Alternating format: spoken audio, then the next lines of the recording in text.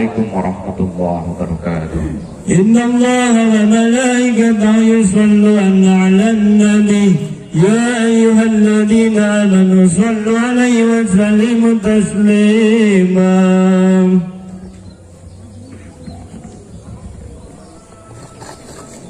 Allahu Akbar, Allahu Akbar, Allahu Akbar, Allahu Akbar, Allahu Akbar, Allahu Akbar, Allahu Akbar, Allahu Akbar, Allahu Akbar, Allahu Akbar kabira, walhamdulillahi katsira, wa subhanallahi bukratan wa asila, la ilaha illallah wallahu akbar, Allahu Akbar, walillahil hamd. Alhamdulillah. الحمد لله الذي جعل للمسلمين عيد الفطر بعد صيام رمضان وعيد الأضحى بعد يوم العرفة. أشهد أن لا إله إلا الله وحده لا شريك له الملك العظيم الأكبر، وأشهد أن سيدنا محمدا عبده ورسوله. اللهم صل على سيدنا محمد وعلى آله وأصحابه الذي أذهب عنهم الرجس وطهر. أما بعد فيا عباد الله اتقوا الله حق تقاته ولا تموتن إلا وأنتم مسلمون. اللهم صل على سيدنا محمد وعلى آله وأصحابه. الله أكبر، الله أكبر، الله أكبر ولله الحمد. Ma'asyiral muslimin wal muslimat, jamaah salat Idul Adha yang sama-sama dirahmati dan dimuliakan Allah. Pagi hari ini seluruh umat Islam dari pusat kota suci Makkatul Mukarramah sampai ke berbagai penjuru negeri mengumandangkan takbir sebagai ungkapan syukur kepada Allah Subhanahu wa taala. Sesungguhnya Allah Subhanahu wa taala tidak pernah perlu kepada syukur kita, karena syukur kita hanya akan kembali kepada kita. Barang siapa yang syukur atas nikmat Allah, maka Allah akan menambah nikmatnya. Allahu Akbar, Allahu Akbar, Allahu Akbar walillahil hamd. Jamaah salat Idul Adha yang dimuliakan Allah, pagi hari ini lewat momen Idul Adha kita kembali diingatkan kepada beribu makna hikmah yang terkandung di balik sejarah Nabi Ibrahim alaihissalam. Namun inti dari semua makna yang terangkum dalam 3 poin besar. Yang pertama adalah hubungan orang tua kepada anak. Peristiwa kurban mengingatkan kita kepada hubungan kebablasan mutlak Nabi Ismail alaihissalam kepada ayahandanya Nabi Ibrahim alaihissalam dengan ucapannya yang tertulis dalam Al-Quran, A'udzu billahi minasyaitonir rajim. Qala ya bunayya inni ara fil manami anni azbahuka fanzur madza tara. Qala ya abati fa'al ma tu'maru satajiduni insyaallah minas sabirin. Nabi Ibrahim berkata, wahai anakku, sesungguhnya aku telah melihat dalam mimpi bahwa aku menyembelihmu. Maka fikirkanlah apa pendapatmu. Nabi Ismail alaihissalam menjawab, wahai bapakku, kerjakanlah apa yang diperintahkan kepadamu. Insya Allah kamu akan mendapatiku termasuk orang-orang yang sabar. Demikian jawaban anak yang soleh yang dihadapkan Nabi Ibrahim alaihissalam dalam doanya, Rabbi habli minas solihin. Ya Tuhanku, anugerahkanlah kepadaku seorang anak yang termasuk orang-orang yang soleh.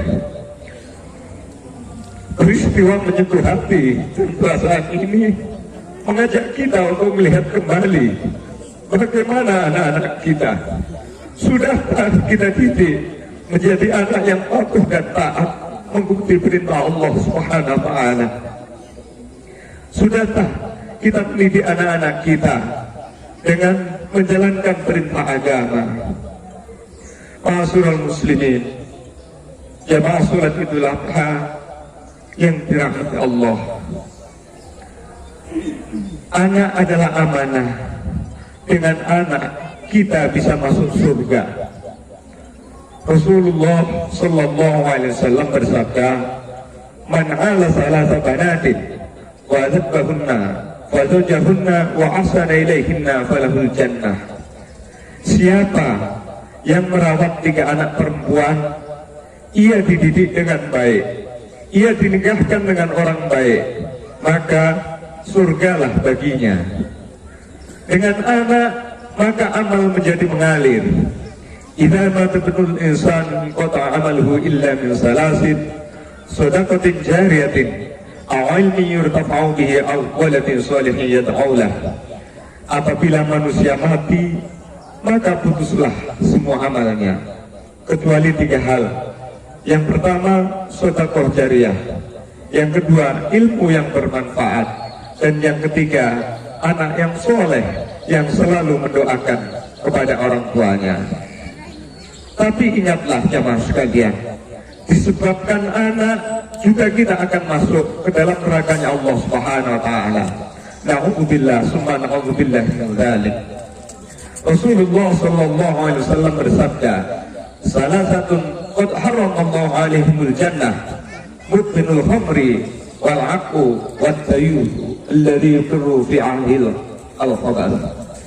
3 orang diharapkan Allah Subhanahu wa taala surga bagi mereka. Yang pertama, pecandu khamr atau narkoba. Yang kedua, durhaka kepada orang tua. Dan yang ketiga, orang tua atau wali yang membiarkan keluarganya berbuat nista. Allahu Akbar, Allahu Akbar, Allahu Akbar, la ilaha illallah wallahu akbar, walillahil hamd. Pagi ini kita diingatkan dengan tanggung jawab kita kepada anak-anak kita. Sudahkah kita didik mereka dengan baik? Bagaimana bacaan Al-Quran mereka? Bagaimana sholat mereka? Sudahkah mereka menutup aurat? Pagi ini juga kita diingatkan tentang bakti kepada orang tua. Bagaimanapun banyaknya amal mereka, kalau anak durhaka kepada orang tua, maka Allah harapkan surga bagi mereka. Jika mereka masih hidup, kembali dari sholat ini, kita masih bisa datang ke rumah mereka, memeluk dan mencium mereka dengan kasih sayang, sebagai ungkapan rasa bersalah karena tidak mampu membalas budi mereka. Tapi andai aja telah mendahului, sesal kemudian, tiada berarti kita hanya dapat mengucapkan Rabbi firli wali walidayya warhamhuma kama rabbayani shaghira. Ya Allah, ampunilah aku dan kedua orang tuaku, sayangilah mereka sebagaimana mereka menyayangiku ketika aku masih kecil. Hanya itulah yang dapat kita ucapkan dengan uraian akhir mata. Surga di bawah telapak kaki ibu, bukan ungkapan hamba tanpa makna. Muawiyah bin Abi Jahimah al-Sulami menghadap Rasulullah sallallahu alaihi wasallam. Ia berkata, "Wahai Rasulullah, saya ingin berjihad bersamamu dengan mengharapkan kemuliaan dan ridho dari Allah Subhanahu wa taala di akhirat." Rasulullah sallallahu alaihi wasallam bertanya, "Apakah ibumu masih hidup?" Muawiyah menjawab, "Iya." Pertanyaan itu disampaikan kepada Rasulullah sampai 3 kali terulang dari berbagai sisi, dari sisi depan, dari sisi kanan, dan dari sisi kiri. Namun Rasulullah menjawab, "Rawatlah ibumu, ciumlah kakinya sebagai bukti engkau berbakti kepada orang tua." Bakti kepada ibu membuat seorang anak terkabul doanya, melebihi sahabat-sahabat Rasul yang lain.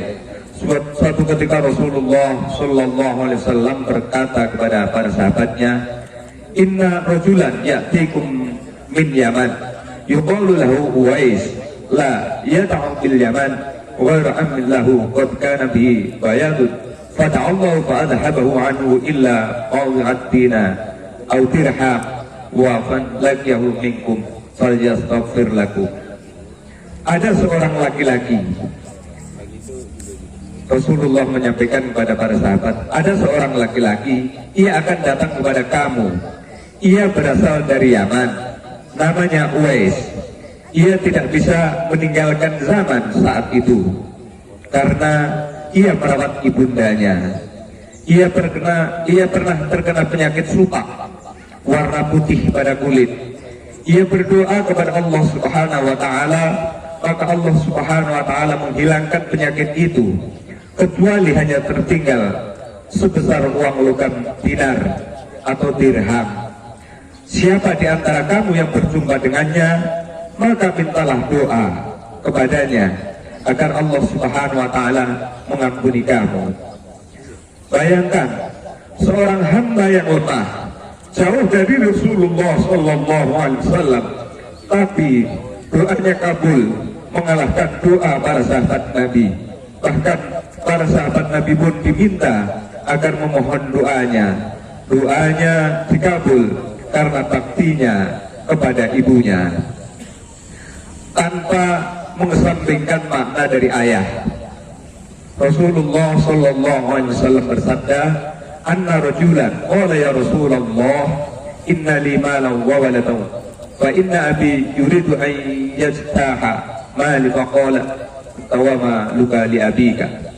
Seorang laki-laki datang menghadap Rasulullah sallallahu alaihi wasallam mengadukan ayahnya seraya berkata, "Wahai Rasulullah, saya mempunyai harta dan anak, tapi ayah saya ingin mengambil harta dan anak saya." Rasulullah menjawab, "Engkau dan hartamu milik ayahmu. Bagaimana mungkin orang dapat mengesampingkan kedua orang tua, bangga dengan harta, anak, bahkan amalnya, padahal orang tua pada level kedua setelah Allah Subhanahu wa taala." A'udzu billahi minasyaitonir rajim. Wa qada rabbuka alla ta'budu illa iyyahu wa bil walidaini ihsana. Imma yablughanna 'indakal kibara ahaduhuma aw kilahuma fala taqul lahumu uffin wa la tanharhuma wa qul lahumu qawlan karima waghfir lahumu janahaka dhulli minar rahmat wa qur rabbirhamhuma kama rabbayani shaghira. Dan Tuhanmu telah memerintahkan supaya kamu jangan menyembah selain Dia, dan hendaklah kamu berbuat baik pada ibu bapakmu dengan sebaik-baiknya. Jika salah seorang di antara keduanya atau kedua-duanya sampai berumur lanjut dalam pemeliharaanmu, maka sekali-kali janganlah kamu mengatakan kepada keduanya perkataan "ah", dan janganlah kamu membentak mereka, dan ucapkanlah kepada mereka perkataan yang mulia, dan rendahkanlah dirimu terhadap mereka berdua dengan penuh kesayangan, dan ucapkanlah, "Wahai Tuhanku, kasihanilah mereka keduanya, sebagai mereka berdua telah mendidik aku waktu kecil." Ridallahu Rabbi, ridha Rabbi fi ridal walidain, wa saqatuhu fi saqatihima. Ridha Allah Subhanahu wa taala terletak pada ridho kedua orang tua, dan murka Allah terletak pada murka kedua orang tua. Hikmah yang kedua, keseimbangan antara usaha dan tawakal, sayang dan cinta kepada anak dan istri, tapi perintah Allah Subhanahu wa taala mesti tetap dipatuhi. Meleleh air mata Nabi Ibrahim alaihissalam meninggalkan Siti Hajar dan Ismail kecil di sebuah lembah kering. Kisah ini diabadikan dalam Al-Quran. Nabi Ibrahim alaihissalam pun mengadu kepada Allah Subhanahu wa taala. A'udzu billahi minasyaitonir rajim. Rabbana inni askantu min dzurriyyati biwadin ghairi dzi zar'in inda baitikal muharram. Rabbana liqimus salata faj'al af'idatan minan nas tahwi ilaihim warzuqhum minaz thamarati la'allahum yashkurun. Wahai Rabb kami, sesungguhnya aku telah menempatkan sebagian keturunanku di lembah yang tidak mempunyai tanam-tanaman di dekat rumah Engkau, Baitullah yang dihormati. Ya Tuhan kami, yang demikian itu agar mereka mendirikan sholat, maka jadikanlah hati Sebagian manusia cenderung kepada mereka dan beri rizkilah mereka dari buah-buahan. Mudah-mudahan mereka bersyukur. Di tengah lemah tandus tanpa tanaman itu, Siti Hajar dan Ismail kecil berada. Seorang wanita lemah dan bayi tidak berdaya membutuhkan air. Apakah Allah langsung menurunkan air kepada mereka? Tidak. Hajar bukan wanita lemah. Ia perempuan yang tegar. Hajar tidak mengeluh kepada Allah Subhanahu wa taala dengan mengangkat tangan. Hajar tidak membawa nama besar Nabi Ibrahim suaminya, yang seorang nabi dan anaknya juga seorang nabi. Hajar tidak pula menghujat dan mencela di mana air berada. Tapi Hajar berjalan kaki dari Bukit Safa menuju Bukit Marwa sebanyak 7 kali. Tumit perempuan yang lemah itu menginjak pasir gurun di bawah terik matahari. Setelah ia lelah dan tetap tidak mendapatkan air yang ia cari, maka ia kembali ke tempat Ismail berbaring. Ternyata air tidak ditemukan di tempat yang dicari, tapi air datang dari tumit Ismail yang belum pandai melangkah.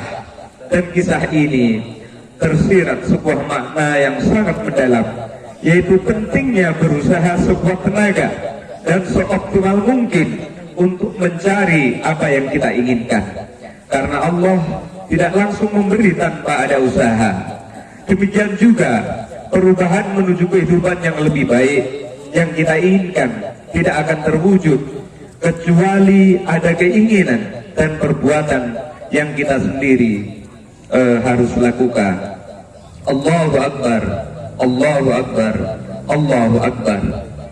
Hikmah yang ketiga, berkorban untuk agama Allah Subhanahu wa taala. Islam bukan agama yang melarang orang mencari harta. Dalam Islam diajarkan orang yang mampu secara ekonomi, kuat fisik, ilmu dan iman lebih baik dan dicintai Allah Subhanahu wa taala daripada orang yang miskin, lemah fisik, lemah ilmu dan lemah iman. Rasulullah sallallahu alaihi wasallam bersabda, al-mu'minul qawiyyu khairun wa habbu ila Allah min mu'minin dhaif. Seorang mukmin yang kuat lebih baik dan lebih dicintai Allah Subhanahu wa taala dari mukmin yang lemah. Hadis riwayat Muslim. Allah berfirman, ya ayuhan nas inna khalaqnakum min dzakarin wa unsa wa ja'alakum shu'uban wa qabaila lita'arafu inna akramakum 'indallahi atqakum innallaha 'alimun khabir. Wahai manusia, sesungguhnya kami menciptakan kamu dari seorang laki-laki dan seorang perempuan dan menjadikan kamu berbangsa-bangsa dan bersuku-suku supaya kamu sekalian saling mengenal. Sesungguhnya orang yang paling mulia di antara kamu di sisi Allah ialah orang yang paling takwa di antara kamu. Sesungguhnya Allah Maha mengetahui lagi Maha mengenal. Allahu Akbar, Allahu Akbar, Allahu Akbar. Mencari harta itu sulit, namun yang lebih sulit yaitu berjuang melawan hawa nafsu dan bisikan setan yang selalu mengajak agar menahan harta, tidak bergudang, tidak bersedekah sehingga mati dalam keadaan menumpuk harta, tidak pernah berbuat untuk agama Allah Subhanahu wa taala walaupun seujung kuku. Setelah melaksanakan wukuf di Arafah, jamaah haji pun pergi menuju Muzdalifah, kemudian menginap di Mina selama 3 hari untuk melontar jumrah. Ritual melontar jumrah ini mengingatkan kita kepada kisah Nabi Ibrahim yang ketika itu akan menyembelih putranya yaitu Nabi Ismail, kemudian digoda oleh setan agar tidak melaksanakan perintah Allah itu. Namun Nabi Ibrahim menolak ajakannya dan melontarnya dengan batu. Dari kisah dan ritual ini tersimpan hikmah bahwa setan tidak akan pernah bosan menggoda manusia. Allah Subhanahu wa taala berfirman, a'udzubillahi minasyaitonir rajim, summa la atiyannahum min baini aydihim wa min khalfihim wa an aymanihim wa an syama'ilihim wa la tajidu aktsaruhum syakirin. Kemudian saya akan mendatangi mereka dari muka dan dari belakang mereka, dari kanan dan dari kiri mereka, dan engkau tidak akan mendapati kebanyakan mereka bersyukur. Setan akan datang dari depan, dari belakang, dan dari arah kanan dan kiri manusia. Oleh sebab itu manusia mesti mengerti hakikat setan dan menjadikannya sebagai musuh yang sebesar-besarnya. Allahu Akbar, Allahu Akbar, Allahu Akbar, la ilaha illallah, wallahu akbar, walillahil hamd. Pada tanggal 10 Dzulhijjah jamaah haji berada di Mina dan seluruh kaum muslimin menyembelih hewan kurban, melaksanakan perintah Allah, fasholli li rabbika wanhar, maka dirikanlah sholat karena Tuhanmu dan berkurbanlah. Dalam ibadah kurban ini terkandung makna melaksanakan perintah Allah ketika Allah memerintahkan Nabi Ibrahim agar menyembelih putranya, kemudian Allah mengganti sembelihan itu dengan seekor domba. Wa fadainahu bidhi'in 'azim, dan kami tebus anak itu dengan seekor sembelihan yang besar. Di samping itu, dalam ibadah kurban ini terkandung makna kepedulian sosial, memperhatikan nasib orang lain dan berbagi kebahagiaan dengan orang lain, serta mengikis sifat kikir yang ada dalam diri kita.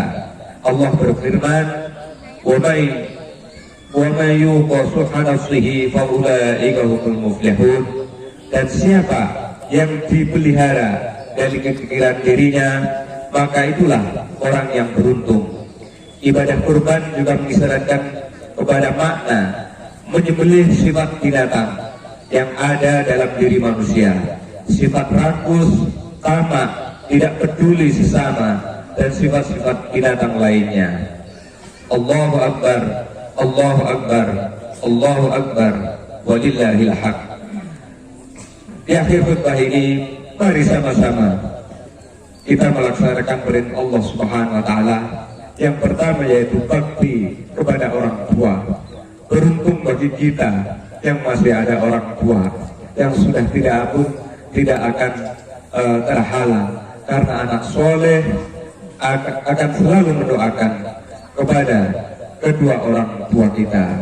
Semoga momen Idul Adha ini kembali mengingatkan kepada kita akan pentingnya pendidikan anak, seimbang dalam usaha dan tawakal, dan yang jauh lebih penting adalah berkorban untuk agama Allah Subhanahu wa Ta'ala. Barakallahu li wa lakum fil Qur'anil azim, wa nafa'ani wa iyyakum bima fihi minal ayati wa dzikril hakim, wa taqabbal minni wa minkum tilatahu innahu huwas sami'ul alim, fastaghfiruhu innahu huwal ghafurur rahim. Allahumma salli ala Sayyidina Muhammad wa ala ali Sayyidina Muhammad.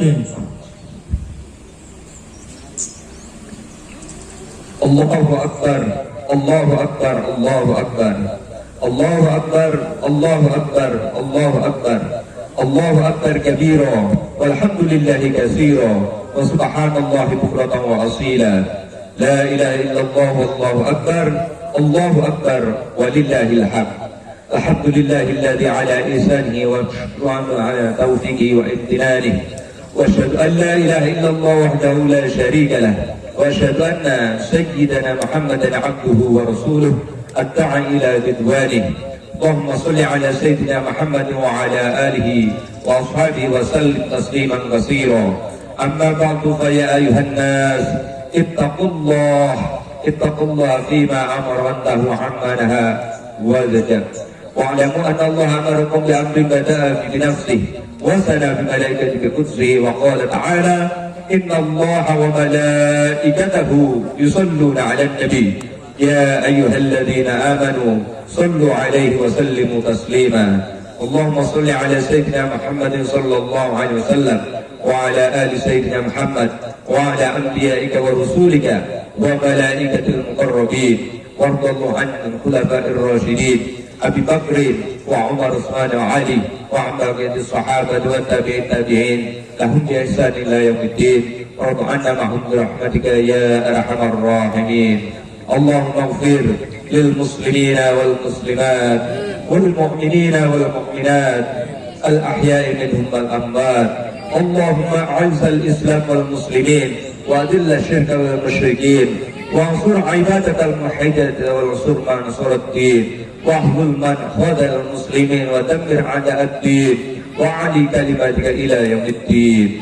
اللهم ادفع عنا البلاء والوباء والزلازل والسوء الفتنة والمحن ما ظهر منها وما بطن عن بلدنا إندونيسيا خاصة وسائر البلدان المسلمين عامة يا رب العالمين. ربنا آتنا في الدنيا حسنة وفي الآخرة حسنة وقنا عذاب النار. ربنا ظلمنا أنفسنا وإن لم تغفر لنا وترحمنا لنكونن من الخاسرين. عباد الله إن الله يأمر بالعدل والإحسان وإيتاء ذي القربى وينهى عن الفحشاء والمنكر والبغي يعظكم لعلكم تذكرون. اذكروا الهادين يذكركم واشكروا على نعم يزدكم ولذكر الله أكبر. السلام عليكم ورحمة الله وبركاته.